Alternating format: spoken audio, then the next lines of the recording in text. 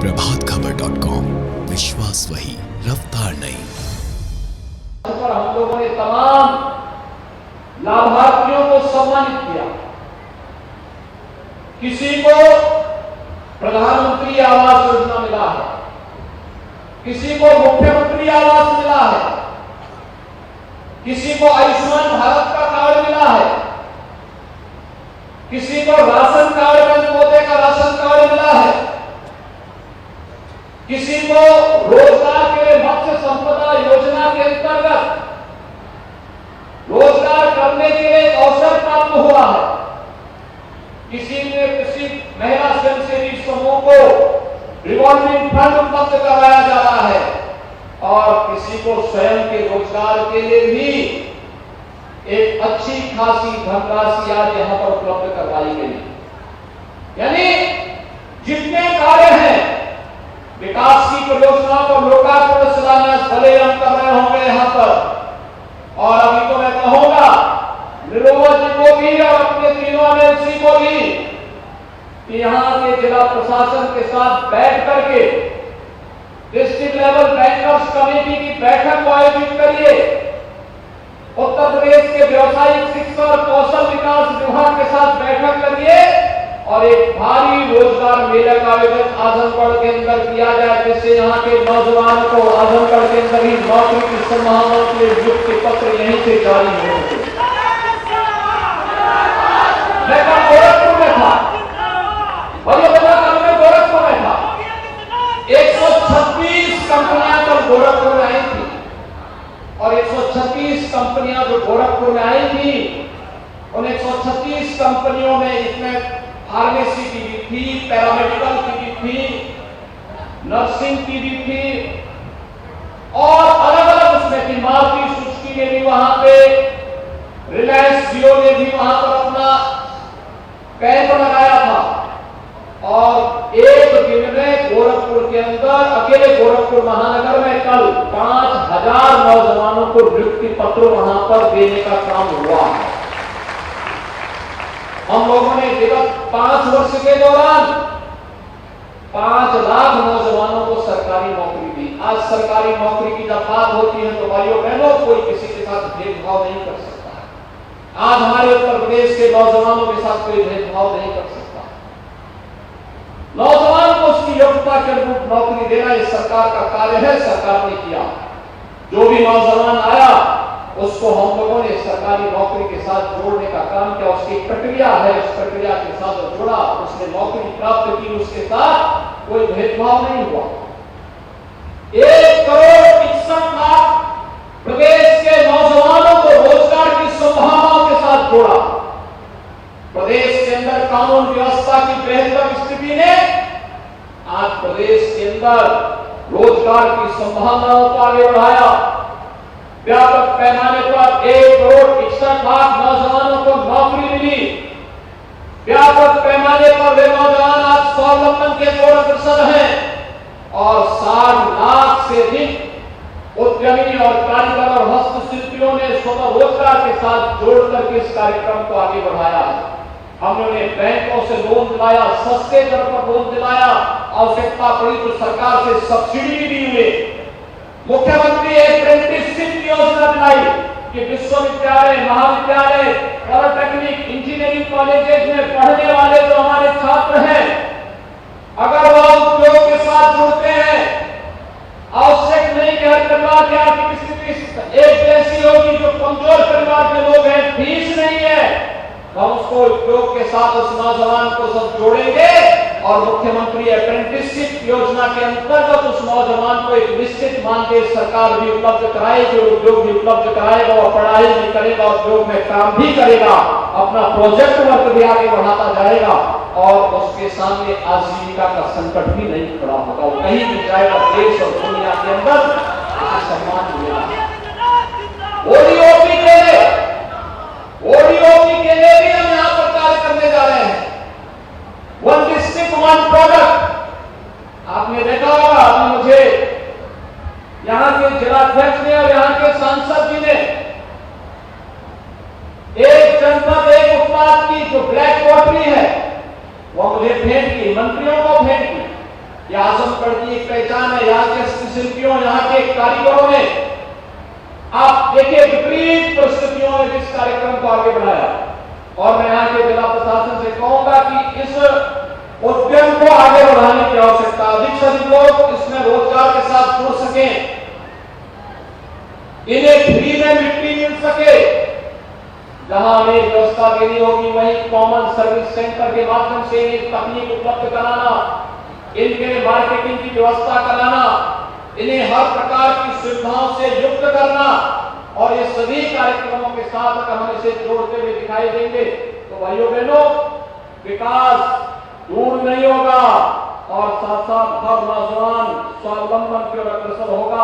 और नौजवान अगर स्वावलंबन की ओर अग्रसर हो गया तो समाज और राष्ट्र स्वयं स्वावलंबी हो जाएगा। हमारी सबसे बड़ी ताकत है हमारा नौजवान, और इस नौजवान को हर प्रकार से तकनीक से युक्त करने के लिए इस सरकार ने तय किया है कि 2 करोड़ स्नातक और प्रास्नातक नौजवानों को हम टैबलेट और स्मार्टफोन की सुविधा से युक्त करेंगे। अब तक हम लोग लगभग 15 लाख नौजवानों को टैबलेट और स्मार्टफोन उपलब्ध करवा चुके हैं। हमारा प्रयास है इसे इस स्तर पर आगे बढ़ाने का। कोरोना के कारण चिप्स होती है जो हर टैबलेट और स्मार्टफोन पे लगती है, वो नहीं उपलब्ध हो पा रही है। प्रोडक्शन थोड़ा धीमा है, अन्यथा अब तक हम बड़े पैमाने पर नौजवानों को इस सुविधा से युक्त कर सकते हैं, करने की हमारी इच्छा थी।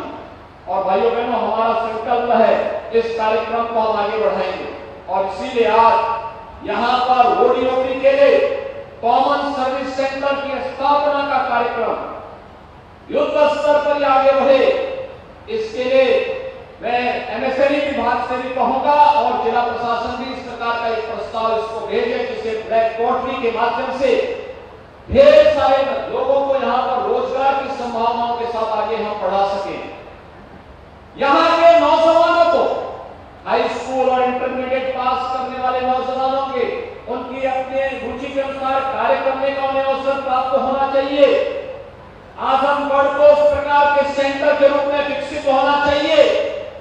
इसकी जो छवि खराब की गई थी, इस छवि से उभरने की आवश्यकता है और इसलिए आवश्यक होगा, सरकार इस दिशा में प्रयास कर रही है जिसे, और मैं कहना चाहूंगा जिला प्रशासन इस तरह का एक प्रस्ताव दे कि मेडिकल कॉलेज के कैंपस में एक पैरामेडिकल का भी कॉलेज वहां स्थापित हो। पैरामेडिकल के माध्यम से ढेर सारे नौजवानों को प्लेसमेंट की 100% गारंटी देने वाली एक सुविधा, 6 महीने का कोर्स, 1 साल का कोर्स, 2 साल का कोर्स किया, सर्टिफिकेट का कोर्स है और उस कोर्स के माध्यम से उसे तत्काल नौकरी की संभावना।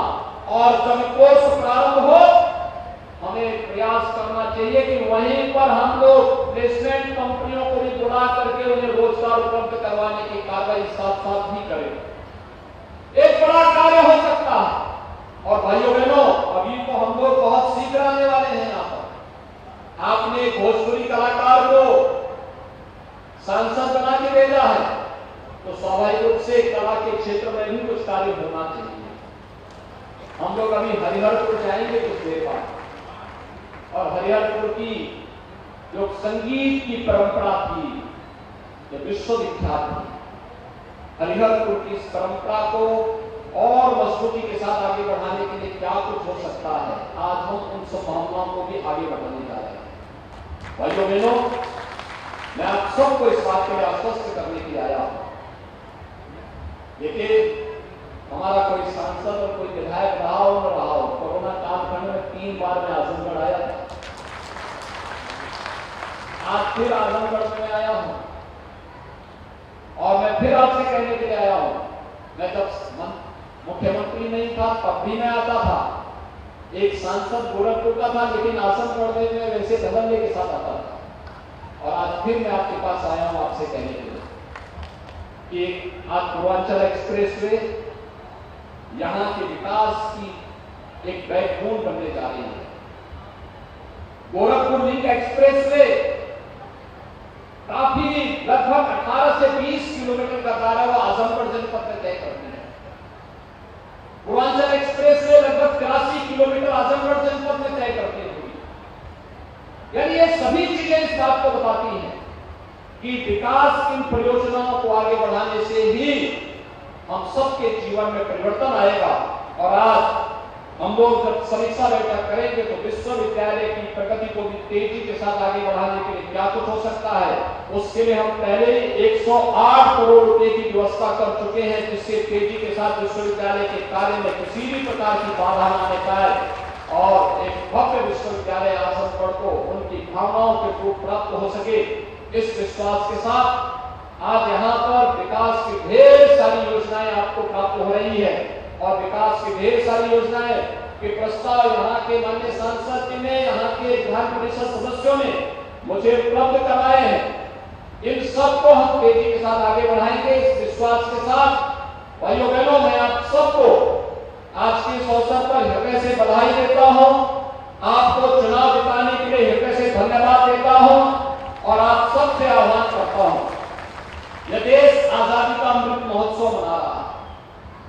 आजादी का अमृत महोत्सव का मतलब हम सब सौभाग्यशाली हैं कि देश की आजादी के अमृत महोत्सव के साथ हम सब यानी 75 वर्ष की इस महोत्सव के साथ हमें जुड़ने का सौभाग्य प्राप्त हो रहा है और 75 वर्ष के सौभाग्य के साथ हम जुड़ रहे हैं।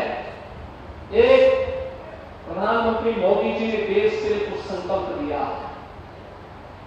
13 अगस्त से 15 अगस्त के बीच हर घर तिरंगा का कार्यक्रम होना चाहिए, हर घर में तिरंगा लहराना चाहिए। लहराएगा ना तिरंगा? हर घर में हर घर तिरंगा लगाएंगे। सभी लोग सहमत हैं? दोनों हाथ लगा के बोलेंगे मेरे साथ। प्रभातखबर.com, विश्वास वही, रफ्तार नहीं।